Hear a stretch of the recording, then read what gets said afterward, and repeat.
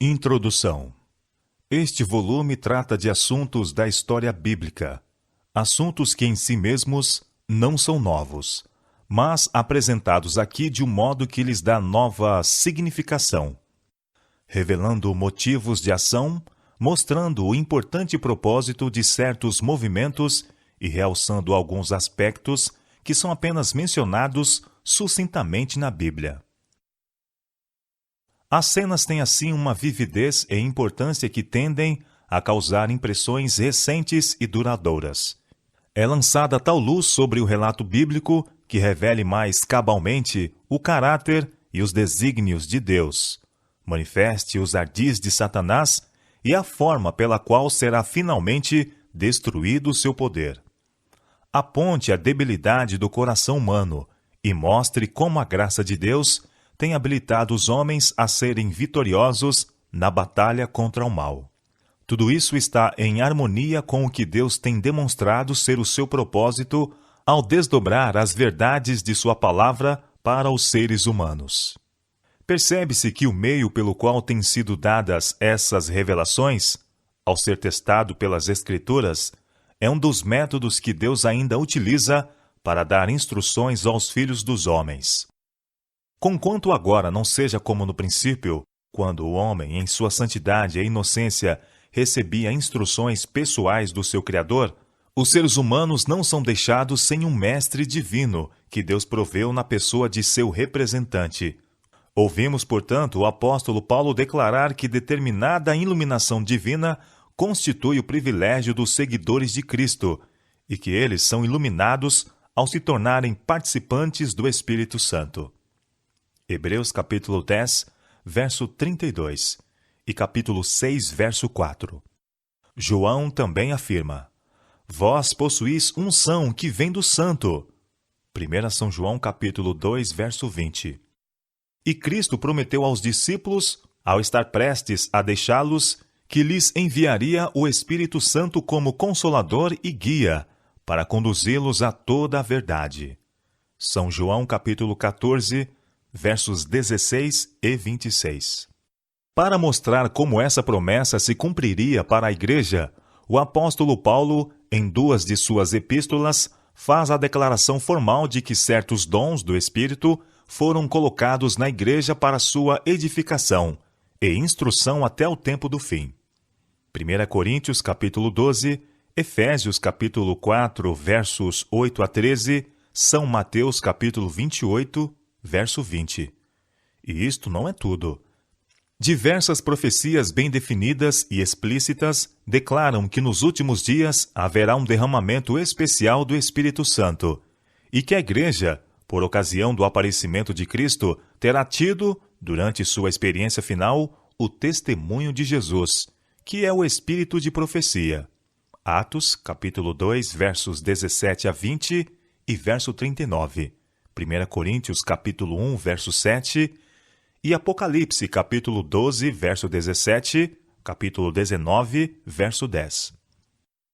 Vemos nestes fatos uma evidência do cuidado e do amor de Deus por seu povo, pois a presença do Espírito Santo, como consolador, mestre e guia, tanto nos seus métodos de atuação ordinários como extraordinários, certamente é necessária à Igreja, ao enfrentar os perigos dos últimos dias, mais do que em qualquer outra parte de sua experiência.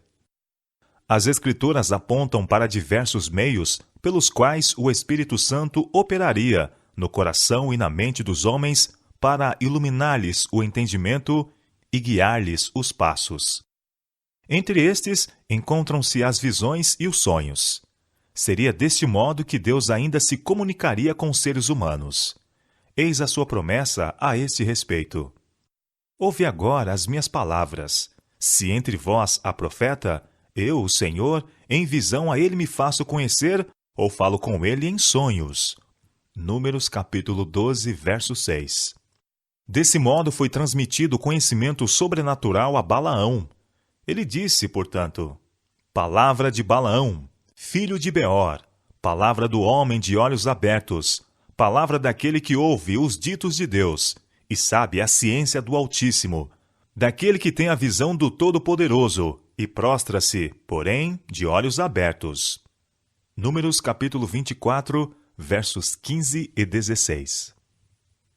Investigar o testemunho das Escrituras acerca da amplitude com que o Senhor tensionava que o Espírito Santo se manifestasse na Igreja durante o período de prova dos seres humanos constitui, portanto, uma questão de grande importância. Depois que foi elaborado o plano da salvação, Deus, segundo vimos, ainda poderia, pelo ministério de seu Filho e dos santos anjos, comunicar-se com os homens através do abismo causado pelo pecado. Algumas vezes ele falou-lhes face a face, como no caso de Moisés, mas, com mais frequência, por meio de sonhos e visões. Exemplos dessa comunicação se destacam por toda a parte do registro sagrado e abrangem todas as dispensações. Enoque, o sétimo depois de Adão, olhou antecipadamente, pelo espírito de profecia, para o segundo advento de Cristo em poder e glória e exclamou: Olhem, o Senhor virá com muitos milhares dos seus anjos. São Judas, verso 14. Homens santos falaram da parte de Deus, movidos pelo Espírito Santo. 2 São Pedro, capítulo 1, verso 21.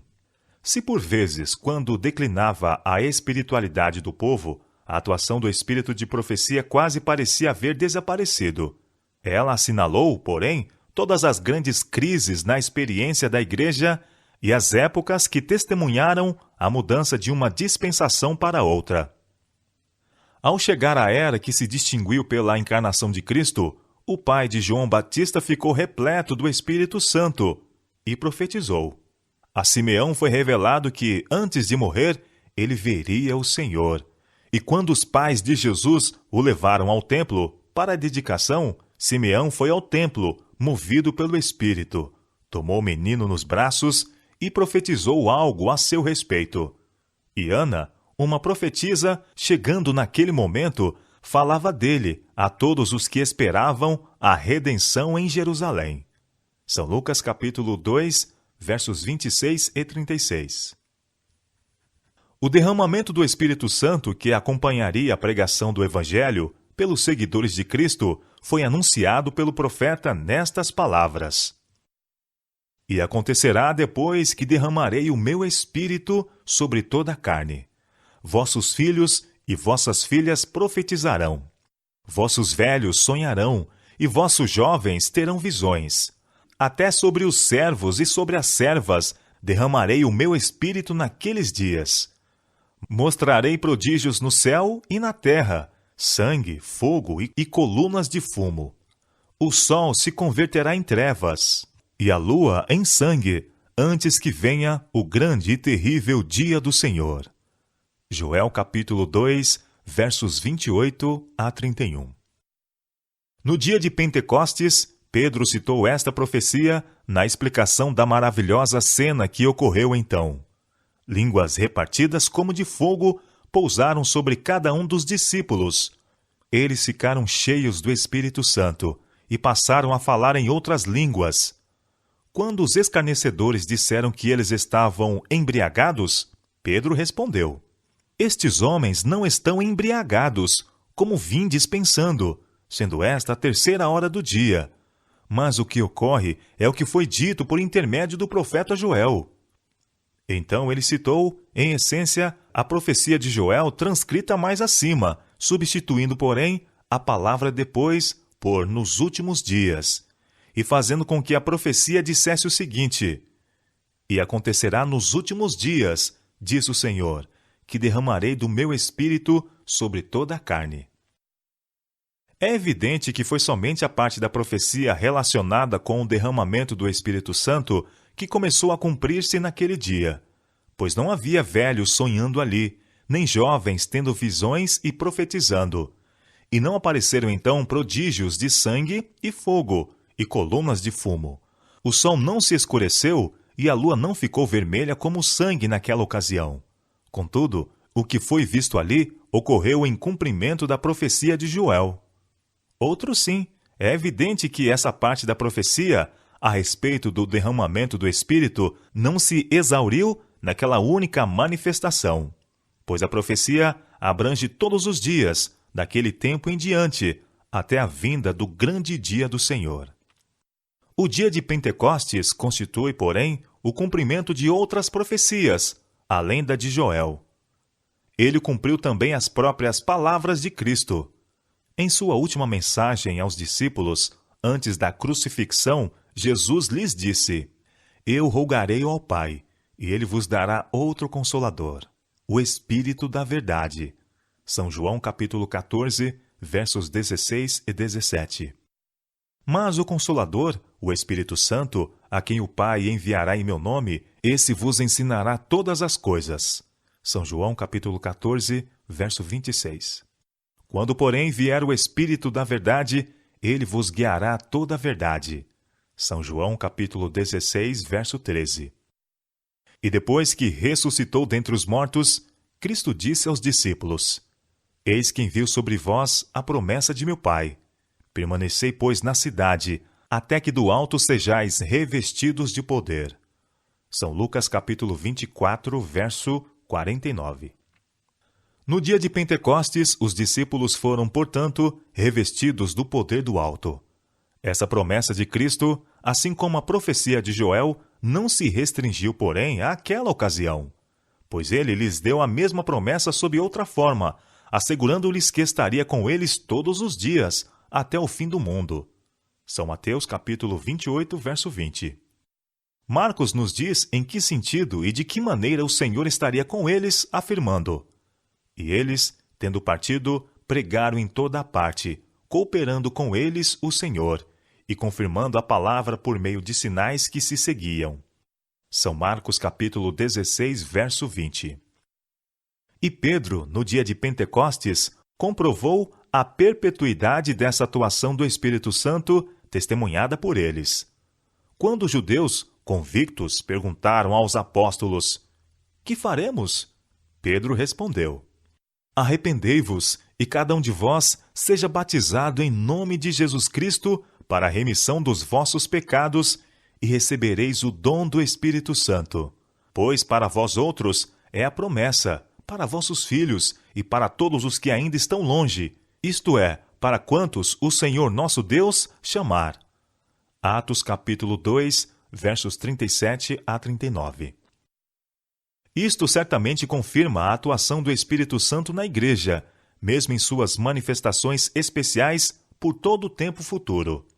Enquanto a misericórdia divina convidar as pessoas a aceitarem o compassivo amor de Cristo. 28 anos mais tarde, em sua carta aos Coríntios, Paulo expôs perante essa igreja um argumento formal sobre essa questão, dizendo: A respeito dos dons espirituais, não quero, irmãos, que sejais ignorantes. 1 Coríntios capítulo 12, verso 1. Tão importante era para ele que este assunto fosse compreendido na igreja cristã. Depois de afirmar que, embora o Espírito seja um, há diversidades de realizações, e explicar quais são essas diversidades, ele apresenta a figura do corpo humano, com os seus vários membros, para mostrar como a igreja se compõe de diversos dons e funções. E assim como o corpo consiste de várias partes, cada uma das quais desempenha uma função especial, e todas trabalham de comum acordo para a formação de um conjunto harmonioso, também o Espírito Santo atuaria na igreja, de diversas formas, para constituir uma corporação religiosa que funcionasse muito bem. Paulo prossegue, então, com estas palavras: A uns estabeleceu Deus na igreja, primeiramente apóstolos, em segundo lugar, profetas, em terceiro lugar, mestres, depois, operadores de milagres, depois, dons de curar, socorros, governos, variedades de línguas. A declaração de que Deus estabeleceu alguns na igreja denota algo mais do que o fato de que o caminho estava desimpedido para o aparecimento dos dons se as circunstâncias fossem favoráveis. Quer dizer que eles deveriam ser partes permanentes da verdadeira estrutura espiritual da igreja, e que, se não estivessem sendo atuantes, a igreja se encontraria na mesma condição que o corpo humano, cujos membros, por acidente ou enfermidade, se houvessem estropiado ou invalidado. Uma vez estabelecidos na igreja, esses dons deviam permanecer ali até que fossem removidos formalmente. Não há, porém, nenhuma indicação de que tenham sido removidos. 5 anos mais tarde, o mesmo apóstolo escreveu aos Efésios a respeito dos mesmos dons, expondo claramente o seu objetivo e mostrando assim, indiretamente, até que seja alcançado esse objetivo. Ele declara: por isso diz, quando ele subiu às alturas, levou cativo o cativeiro e concedeu dons aos homens. E ele mesmo concedeu uns para apóstolos, outros para profetas, outros para evangelistas e outros para pastores e mestres, com vistas ao aperfeiçoamento dos santos para o desempenho do seu serviço, para a edificação do corpo de Cristo, até que todos cheguem à unidade da fé e do pleno conhecimento do Filho de Deus, à perfeita varolinidade, à medida da estatura da plenitude de Cristo. Efésios capítulo 4, verso 8 e versos 11 a 13. Na era apostólica, a igreja não atingiu a unidade apresentada aí, e logo depois dessa era, as trevas da grande apostasia espiritual começaram a envolver a igreja, e certamente, durante essa situação de decadência, não foram atingidas a plenitude de Cristo e a unidade da fé. Nem serão atingidas até que a última mensagem de misericórdia tenha colhido, de cada tribo e nação, de cada classe da sociedade e de toda organização do erro, um povo completo, em todas as reformas do Evangelho, aguardando a vinda do Filho do Homem. E, na verdade, se já houve alguma ocasião em sua experiência na qual a igreja necessitasse do benefício de todas as instrumentalidades estabelecidas para seu bem-estar e orientação, encorajamento e proteção, isso seria em meio aos perigos dos últimos dias, quando os poderes do mal, adestrados para sua nefanda obra pela experiência e o preparo, procurariam, mediante suas obras-primas de impostura, enganar, se possível, os próprios eleitos. É muito apropriado, portanto, que haja profecias especiais acerca do derramamento do Espírito Santo para o benefício da Igreja nos últimos dias. Na literatura do mundo cristão, é porém ensinado comumente que os dons do Espírito só se destinavam à era apostólica, que foram dados simplesmente para a implantação do Evangelho, e que uma vez estabelecido o Evangelho, não haveria mais necessidade dos dons espirituais, estando eles, consequentemente, fadados a desaparecer da Igreja. Mas o apóstolo Paulo advertiu os cristãos de seu tempo dizendo que o mistério da iniquidade já estava operando e que depois de sua partida penetrariam entre eles lobos vorazes que não poupariam o rebanho, e também que dentre eles mesmos se levantariam homens falando coisas pervertidas para arrastar os discípulos após si. Atos capítulo 20, versos 29 e 30.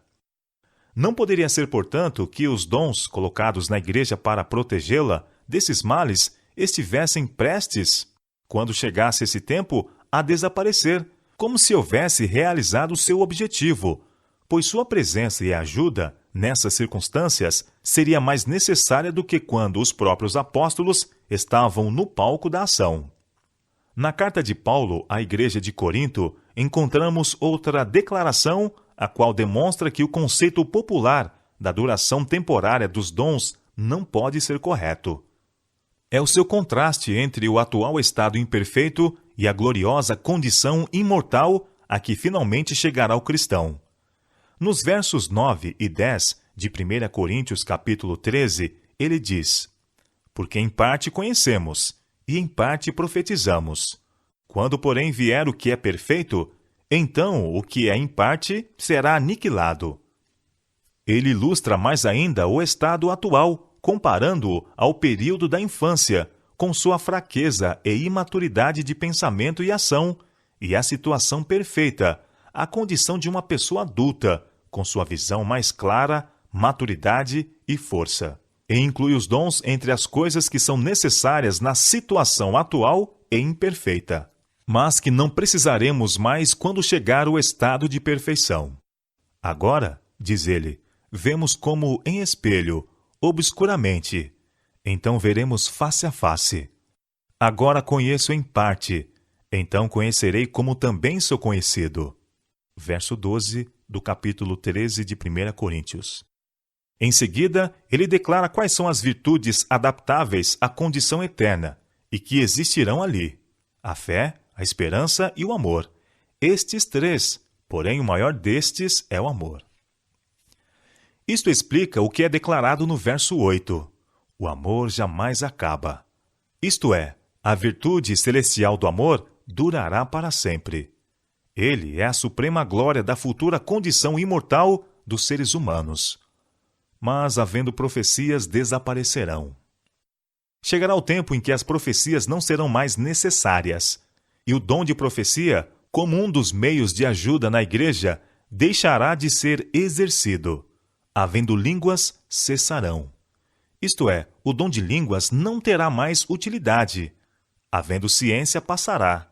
O conhecimento, não na forma abstrata, mas como um dos dons especiais do Espírito Santo, tornar-se-á desnecessário pelo conhecimento perfeito de que seremos dotados no mundo eterno. Pois bem, se adotarmos a posição de que os dons cessaram com a era apostólica, porque não eram mais necessários, estaremos dando a entender que o período apostólico foi a época fraca e infantil da igreja, em que tudo era visto como em espelho, obscuramente. Mas a época que se seguiu, na qual apareceriam lobos vorazes que não perdoariam o rebanho, e em que, até mesmo na igreja, se levantariam homens falando coisas pervertidas, para atrair discípulos após si, foi um período de perfeita luz e conhecimento, no qual desaparecera o conhecimento imperfeito, pueril e obscurecido dos tempos apostólicos. Pois importa lembrar que os dons só cessam quando é atingido um estado de perfeição, porque isso faz com que não sejam mais necessários. No entanto, ninguém em seu juízo perfeito poderá manter, nem que seja por um momento, o conceito de que a era apostólica foi inferior, em elevação espiritual, a qualquer período posterior. E se os dons foram necessários naquele tempo, certamente são necessários agora. Entre as instrumentalidades que o apóstolo, em suas cartas aos Coríntios e aos Efésios, apresenta como dons estabelecidos na igreja, encontram-se os pastores, mestres, socorros e governos. E todos estes são reconhecidos em toda parte como estando ainda presentes na igreja. Por que não, portanto, também os outros, como a fé, os dons de curar, a profecia? Quem é competente para traçar a linha separatória e dizer que dons foram eliminados da igreja, se no começo todos foram igualmente incluídos nela? Tem-se feito alusão a Apocalipse capítulo 12, verso 17, como uma profecia de que os dons seriam restaurados nos últimos dias. O exame do seu testemunho confirma este conceito. O texto fala do remanescente da descendência da mulher. Admitindo-se que a mulher constitui um símbolo da igreja, sua descendência seriam os membros individuais que compõem a igreja em qualquer tempo, e o restante da sua descendência seria a última geração de cristãos ou os que estiverem vivendo na terra por ocasião da segunda vinda de Cristo. O texto também declara que essas pessoas guardam os mandamentos de Deus e têm o testemunho de Jesus. E no capítulo 19, verso 10, é explicado que o testemunho de Jesus é o espírito de profecia, o qual constitui, entre os dons, aquele que tem sido denominado o dom de profecia. A colocação dos dons na igreja não denota que cada membro irá exercê-los individualmente. Em 1 Coríntios, capítulo 12, verso 29, o apóstolo pergunta o seguinte a esse respeito: porventura todos são apóstolos? Ou todos profetas? São todos mestres? A óbvia resposta é: não. Os dons são, porém, repartidos entre os membros segundo apraz a Deus. Contudo, é declarado que esses dons foram estabelecidos na igreja, e se um dom é concedido a determinado membro da igreja, pode-se dizer que esse dom está na igreja, ou que a igreja o possui. Por conseguinte, A última geração deveria ter, e acredita-se que tem agora, o testemunho de Jesus ou o dom de profecia. Outro trecho das Escrituras, que evidentemente foi escrito com referência aos últimos dias, salienta claramente o mesmo fato. 1 Tessalonicenses capítulo 5. O apóstolo inicia o capítulo com estas palavras: Irmãos, relativamente aos tempos e às épocas, não há necessidade que eu vos escreva, pois vós mesmos estáis inteirados com precisão de que o dia do Senhor vem como ladrão de noite. No verso 4, ele acrescenta: Mas vós, irmãos, não estáis em trevas, para que esse dia como ladrão vos apanhe de surpresa. Então lhes faz diversas admoestações referentes a esse acontecimento, entre as quais se encontram as seguintes: Não apagueis o espírito, não desprezeis profecias, julgai todas as coisas, retende o que é bom. Versos 19 a 21. E no verso 23, ele ora para que aqueles mesmos que assim tivessem de lidar com profecias fossem conservados íntegros e irrepreensíveis na vinda do Senhor. Em vista dessas considerações, não temos razões suficientes para crer que o dom de profecia será manifestado na igreja nos últimos dias e que por meio dele será comunicada muita luz e transmitidas muitas instruções oportunas? Todas as coisas devem ser tratadas de acordo com a regra do apóstolo. Julgai, ou examinai todas as coisas, retende o que é bom, e ser provadas pela norma do Salvador. Pelos seus frutos os conhecereis. Apelando para essa norma em favor do que se apresenta como uma manifestação do dom de profecia, recomendamos este volume à consideração dos que creem que a Bíblia é a palavra de Deus e que a Igreja constitui o corpo do qual Cristo é a cabeça. Urias Smith.